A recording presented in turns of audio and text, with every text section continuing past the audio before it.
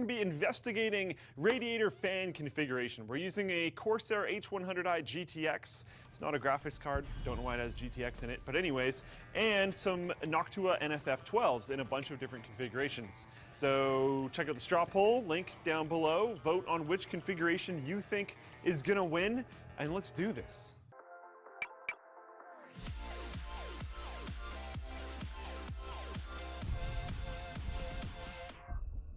Corsair claims unrivaled comfort and universal compatibility on its new Void Surround headset featuring genuine Dolby 7.1 headphone USB adapter. Click the link in the video description to learn more.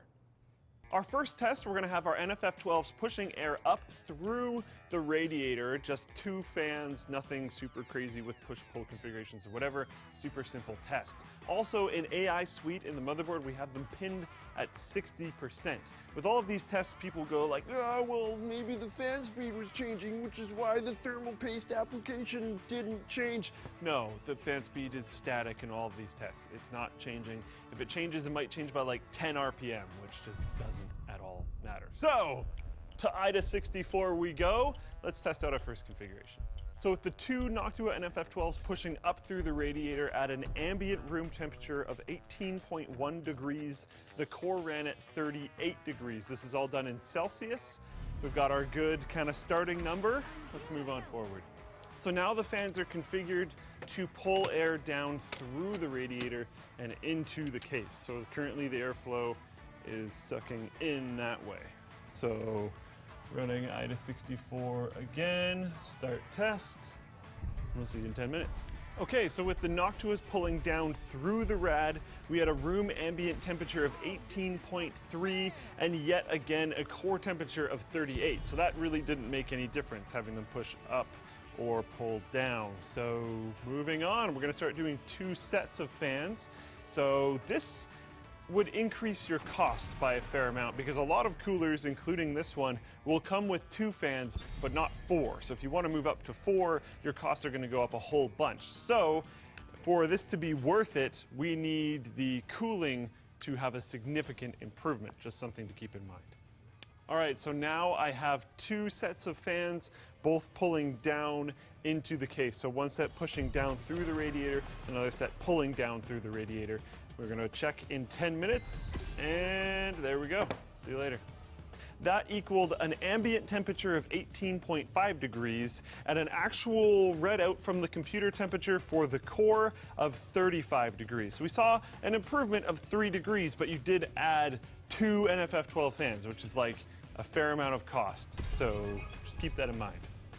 Next up, we're gonna do a pretty stupid configuration. We're gonna have the fans on top trying to pull up through the radiator, and we're gonna have the fans on the bottom trying to push down through the radiator. So opposite directions, super weird. Just gonna see what it does, I guess. Workshop. Yeah! Okay, so short answer, don't do that. Long answer, the ambient in the room was 18.7 degrees and the temperature of the core was 48 degrees, so not great. It increased by like 10 degrees Celsius, which is bad. So yeah, don't have it so that the air is being pushed at like itself, because that's just a terrible idea and makes no sense. Next up, what we're gonna do is have all of the air going up with 2 layers of fans. We're gonna have the bottom fans pushing air up through the rad and the top fans pulling air up through the rad. So let's try that one. So fairly unsurprisingly, with an ambient of 18.7 degrees and a core temperature of 35 degrees, it's exactly the same as having the fans point the other direction. So right now, we have the fans pulling up through the rad for the ones that are on the top, and we have the fans pushing up through the rad for the ones that are on the bottom. Now we're gonna try single layer again, but on the top, which includes one of my favorite configurations, but we'll do that one last. So with the fans on top pushing down through the rad, we got a temperature through the computer of 39 degrees and an ambient of 18.8, which is about 1 degree higher than when we started with the fans on the bottom in the same type of configuration, but also about 1 degree higher ambient, so more or less the exact same result. Okay, and as I expected, last and definitely not least, pulling up through the rad. This is my favorite configuration and our favorite configuration here at Linus Tech Tips because of the dust management properties, where it will put the dust on the bottom of the radiator where it's very easy to take away instead of sandwiching it somewhere and making it very annoying because you have to go through the fans and all that crap. It, at an ambient of 18.9, which I would like to point out is almost 1 full degree higher than when we started, reached about 39 degrees on the core, which is exactly 1 degree higher than the ones we were running when it started. So it performs just as well as having the fans below the rad and is better for dust management. A win in my opinion. So as it seems to be with the workshop, the conclusion is it doesn't really matter that much in terms of actual cooling unless you do something stupid like make them face each other and conflicting airflow paths and all that kind of stuff. Adding another set of fans can improve your cooling, but not by a huge amount, and probably not by an amount, in my opinion, that I would bother getting 2 more fans for your rad and adding that much thickness into the top of your case and having to deal with them and all that kind of crap.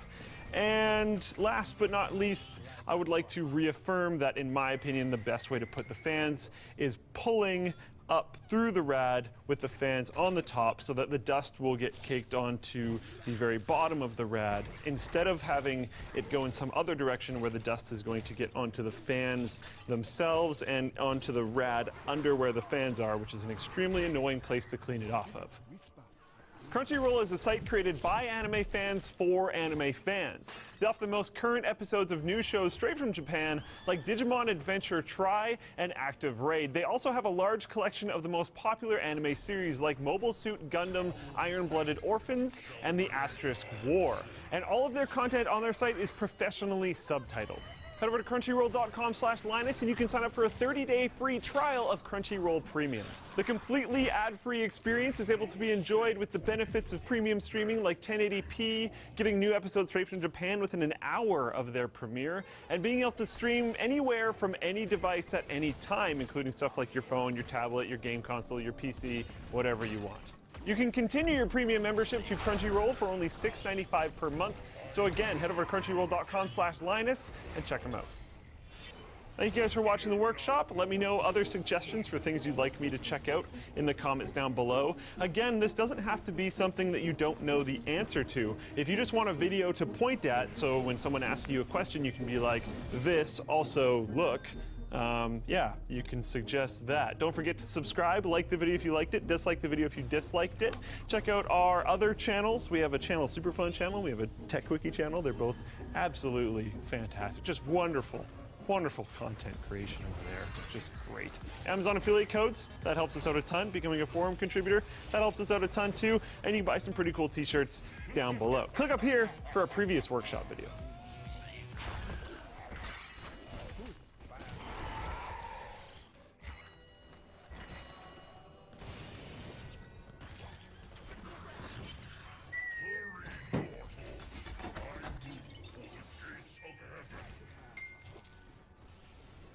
So I did say that with proper fans, and I would define NFF12s from Noctua to be about as proper fans as you can get for heatsink and radiator applications.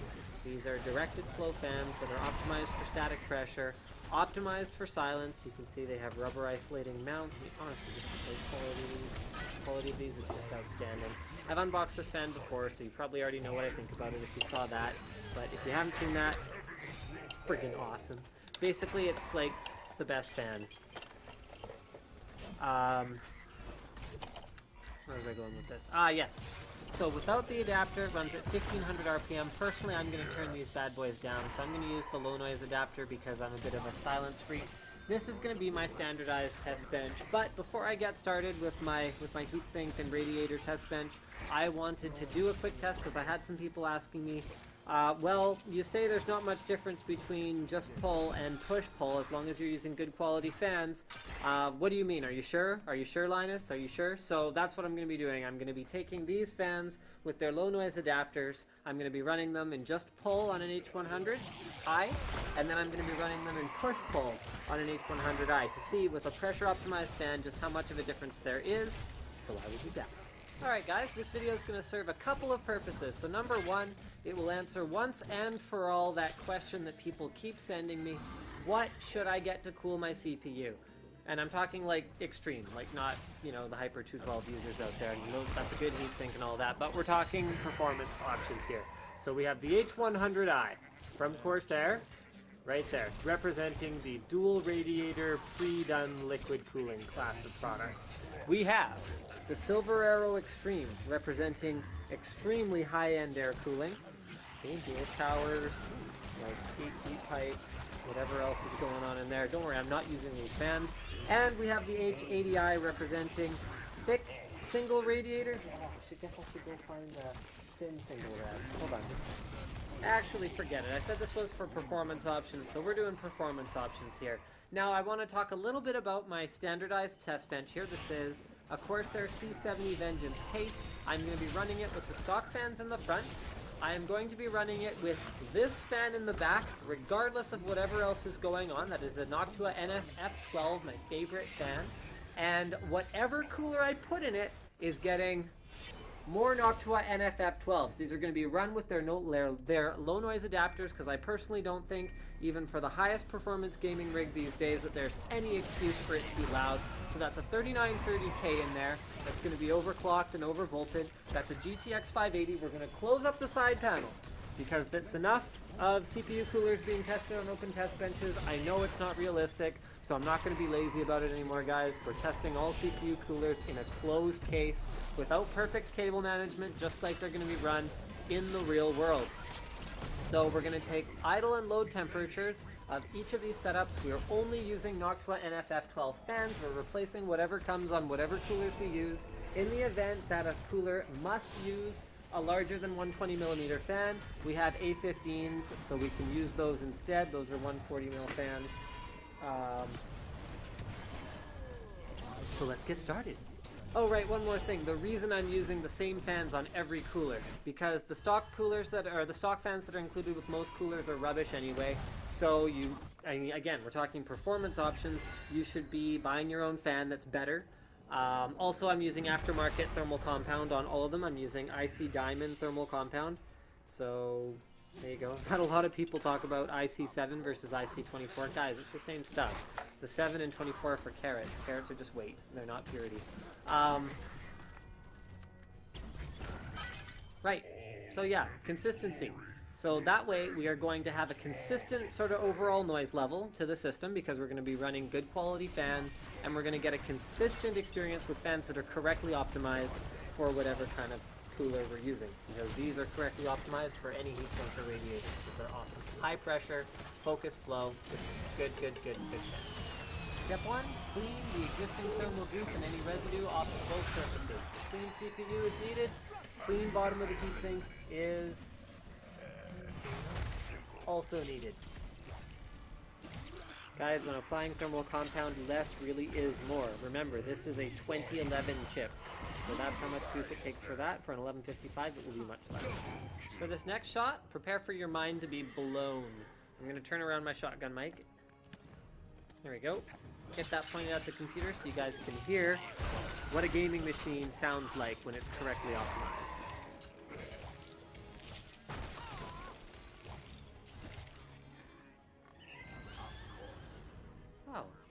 Oh, it's silent.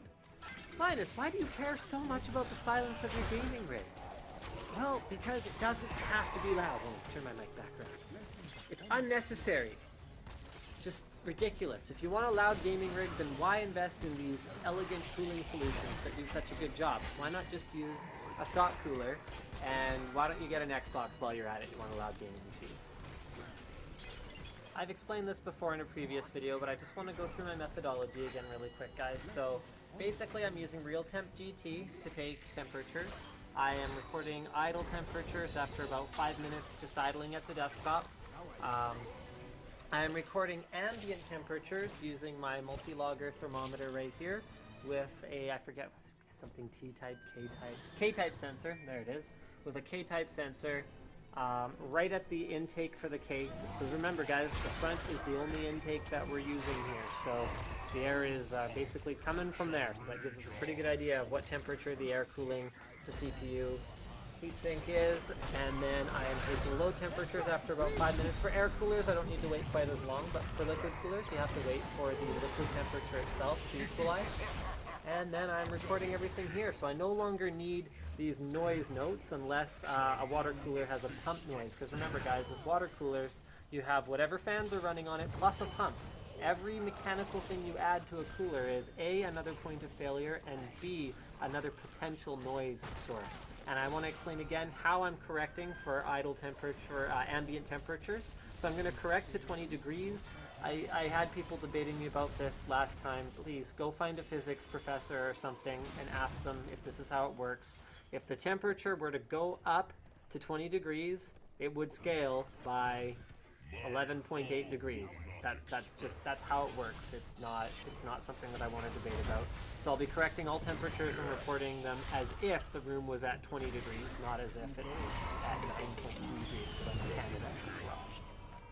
And another thing, for low temperature testing, I will be running the GPU at full load as well as the CPU at full load, just to simulate again a closed case environment where the system is being taxed and a worst case scenario for an actual real system that's actually been built. So let's go ahead and take our low temperature. So I'm taking the second hottest core, which looks like it's at about 61 degrees. Again guys, this isn't like the super scientificest way to do this. So 61 and a 10 degree ambient. There we go. Alright, it looks like the temperatures haven't gone up since I did my H100i load test. So here's H80i, and I've been saying for a long time, and I was never quite sure how right I was, that single 120mm rad solutions are not even close to a dual 120mm rad. So you can look at, there's our idle temperature. It's around 29 on the second hottest core, which gives us a difference between an H100i and an H80i of like 15, almost 15 degrees under at idle. So let's see how that gets changed under load. Alright, so here's the H80 with one fan, but I'm going to give the H80 the benefit of two fans since it comes with two fans, so we'll test it that way as well. But it looks like our load temperature is 85 degrees, and our intake is 10.1. Well, I was a little surprised at how much of a difference it made to switch to a push. Whoops. 10.8. There we go.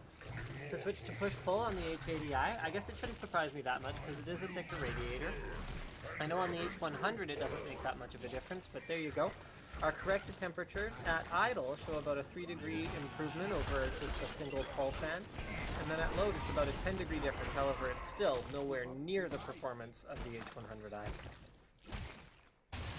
Or rather, sorry, hold on, here's our corrected one. So yeah, about 10 degrees delta, and then our difference between them, and still 13 degrees worse than an H100i.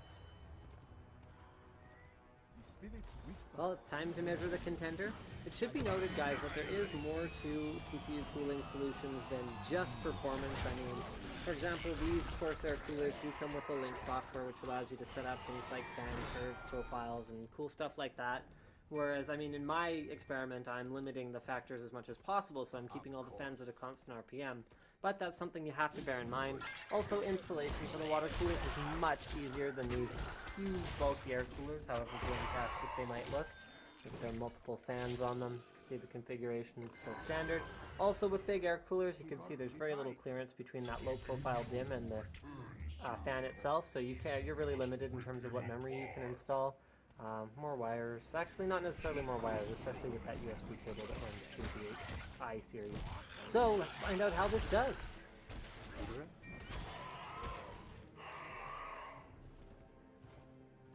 Alright, so idle temperatures are 26 degrees for our Silver Arrow Extreme, and ambients have gone up a little bit since we started here to 11.1 degrees. Well, there you have it, guys. The H100i, even with all other factors being the same, is the ruler of the roost. So our ambients are still 11.1 degrees, and with the Silver Arrow Extreme, we are at 67 degrees. Whoops, sorry about that. We are at 67 degrees on the second hottest core. So let's go ahead and fill out those temperatures. 67. So you can see that it Freudian slip there. So it's 67 degrees under load so that corrects to about 75 degrees under load. So there you go. So there's the H100i. There's the H80i with dual fans. There is the Silver Arrow Extreme with the same fan. So you can see the Silver, a high-end air cooler. So remember guys, something like an NHD14 will be quite similar to this in terms of performance. Destroys something like a thick single radiator, even in push-pull, with highly optimized, pressure-optimized fans, whereas the H100i, especially under heavy loads, really pulls away from those other solutions. See, at idle, even these two look very similar, but you can see how under load the Silver Arrow Extreme really pulls away. Now that really demonstrates that as the heat goes up, so to speak, the men separate themselves from the boys in a test like this. I mean, even this is only a 3-degree difference. That's why I don't like the way that Corsair does the packaging on these products, at least the way they used to with the H100, where they would compare it. Yeah, see, they still do this. It's just goofy. They compare it against an Intel box cooler, showing, well, okay, now they don't even try to show a proper temperature, but they used to, and it didn't show that much of a difference because it's not until you overclock that it really makes a big difference. So thank you for checking out this video on Linus Tech Tips, demonstrating that the H100i is the ruler of the roost. Don't forget to subscribe for more unboxings, reviews, and other computer videos.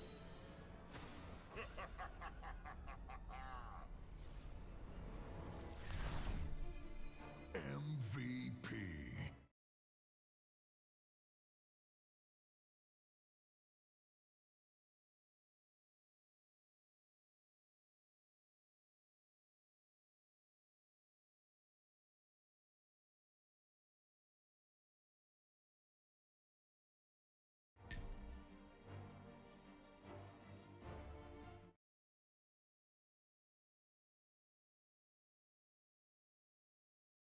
This Dragon Ball Super anime review is sponsored by our friends over at Crunchyroll, and if you like anime, that's the place to go. There you can watch entire series in beautiful high quality 1080p with a premium account. And yes, I am still offering a 30-day free trial of premium Crunchyroll. That's crunchyroll.com/geekdom. Take advantage of it now and watch all your anime the best possible way you can.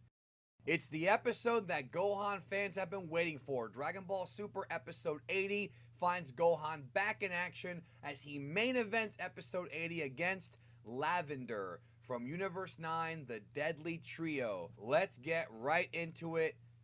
Title of this episode, Nemuta Toshio Yobisamase Son Gohan no Tatakai, which translates to Awaken Your